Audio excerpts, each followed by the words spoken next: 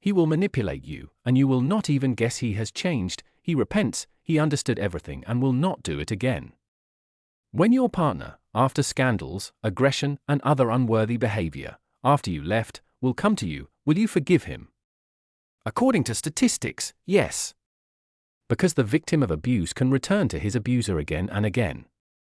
Especially when it seems that everything has changed, the partner has understood his mistakes and the relationship is about to bloom again with love. In fact, the partner's correcting of their behavior is just another form of abuse, known as hoovering. Let's briefly explain what it is and why it's dangerous.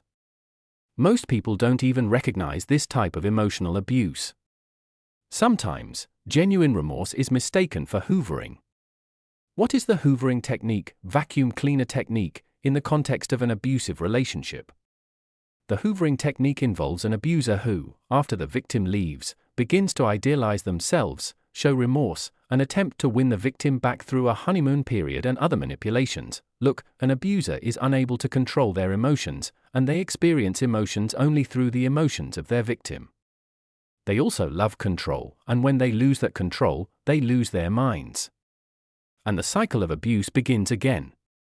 The cycle of abuse includes a honeymoon phase, love and courtship, a tension phase, irritability, an outburst of violence, followed by a period of calm and repentance, and then the cycle repeats. Who is most likely to fall for this trick? A person who has experienced rejection and abandonment trauma. A victim with such trauma may begin to return to the abuser when the abuser begins to choose and show attention to the victim, forgetting the moments of rejection. When the abuser returns, showing remorse, the victim feels chosen, selected, and important.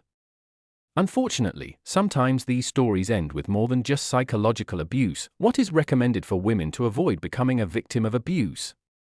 Learn to manage your personal boundaries, change your mindset, participate in self-education programs, and work with a psychologist. There is no other solution. In my programs, I teach you how to avoid becoming a victim of abuse and how to get out of it if you have already fallen into the trap.